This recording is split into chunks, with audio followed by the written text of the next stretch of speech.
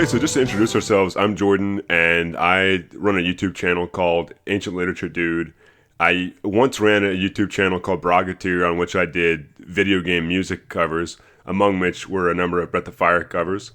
And I actually met Livnat through Breath of Fire on a little website that you might know called Dragonteer, that is unfortunately down now, but was once a very thriving center for fandom of Breath of Fire. It was a forum, and it had artwork and all kinds of cool stuff. Yeah, I started off like as a member, and soon was a moderator, and soon a global moderator.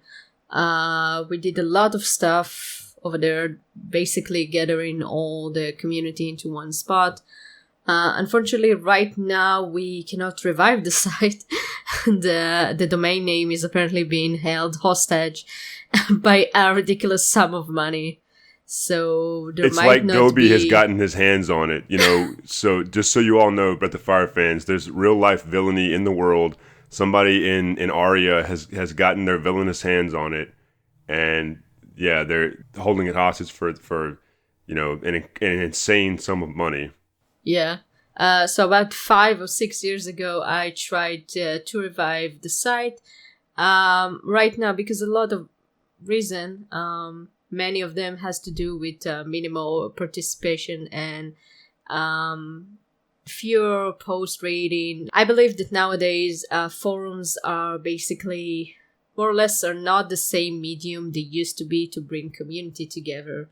Especially not in a day where everything is so instant and No, I think that the internet has become a much more fast-paced place, and the good news is that there's now a relatively popular Breath of Fire Discord, and we're going to provide links to that in the description for the podcast, and hope that you'll go and check it out if you haven't already.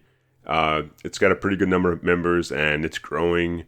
And it's a pretty good way to kind of, check up on what's going on in the fandom and with general Breath of Fire news.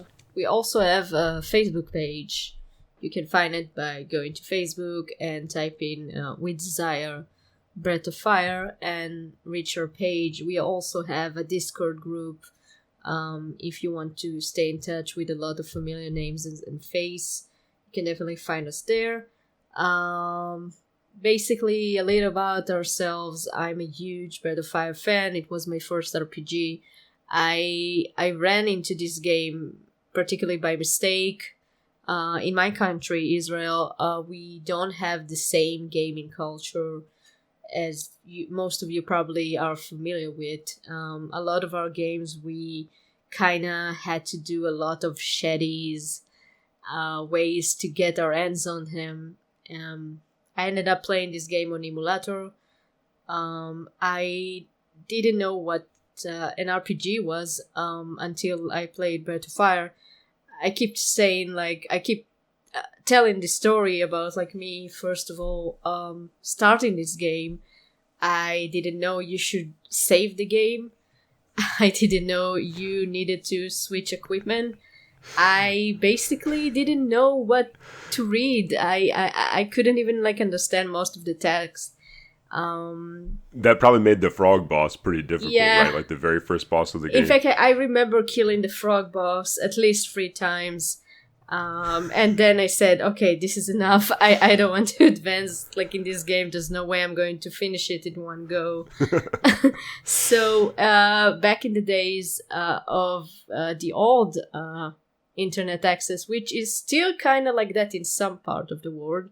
When you're trying to download a Britney Spears song, and if your mom got a call, there's no song, at least you got to re-download it again. So in this age, the dial-up days, for those of us too young to remember that. Yeah, with weird noises from hell. Anyway, I decided to explore a little bit about this site. I think about a year later, I ran into a Dragonteer. I understood this game has a sequel.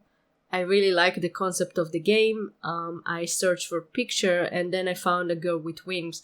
By the way, I was sure that Ryu was a woman. That's one of the reasons I really like to play this game. And then I was like, oh, cool! Like, there's a girl with wings. I definitely want to check this series. To anyone who doesn't know me, I'm a huge fan of everything that has to do with mythological stories and a lot of Bible stories. So if you actually want to get my interest on something, it has to have demons and angel in them. And Breath of Fire definitely has demons and angels. Yeah. 2 especially Yeah.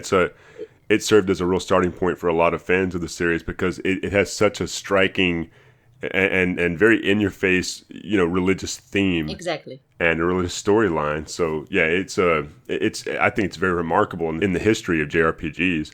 So eventually, like, I realized you need to save the game. Eventually, I reached level 40s without even realizing you need to change equipment. I was OP. I beat the game like really fast. There was one point where I realized I needed to do certain things that I didn't, which made my character even be more OP because I leveled up to gain money for a certain area in the game. Whoever doesn't know, now is the time because the game is now available on Switch. From here to there, I realized that I really love the story. I really love the character. I love the world. I love the game. But I definitely fell in love with the series starting the second game, even though the first will always have a special place in my heart. I know many people mentioned that the first didn't age well. I still think it was one of the strongest JRPG I ever played. It opened up my appetite for playing games. It certainly helped me to improve my English. I wanted to learn English because I wanted to be part of the Breath of Fire community. I think Casey, the creator of Dragon Tear, still makes fun of me about the fact that I didn't know how to spell angel very well. But this is all a story. Well, I think this is a really fascinating point that Breath of Fire, and not of course just Breath of Fire, but JRPGs in general serve as a beginning point for so many people wanting to learn English because it's such a compelling thing to follow along with these stories. And, let's face it, Japanese is very prohibitive. It's very difficult to pick up on the kanji and, written Japanese. And English has become such a universal language for gaming that gaming itself, especially JRPGs, have become kind of a bridge to English for many people. Mm-hmm. And I find it amazing that Breath of Fire was kind of the impetus for you to pick up the language. Personally, unlike you, I didn't start with the first game. I actually started with 2, as you know. I was in junior high, and a friend of mine recommended it to me. His mom worked at the local video store, and he had rented it and checked it out and just told me it was really phenomenal. And it was the first game that I had ever played with that kind of a standard anime art style. And I was not an anime fan or a manga fan. You have to remember this is sort of the mid-90s. And I wasn't really familiar with those mediums, but I fell in love with the art style of Breath of Fire. So I was coming to it as a kind of a new fan to this general art style, and I found it really compelling and very bright and very beautiful, sort of distinguished from other JRPGs at the time, like Final Fantasy, which were a little bit darker and more muted in tone by this point, especially with 6. And so I rented the game as, a kind of a young kid and just immediately fell in love with it. I only later came back to 1, and you and I have somewhat different views about the way that 1 stands in opposition to 2. That's right. In terms of how ultimately well they've aged now, but I think we can both agree that they're very good games in their own right, and yes, that they began this wonderful series that we have come to love so much.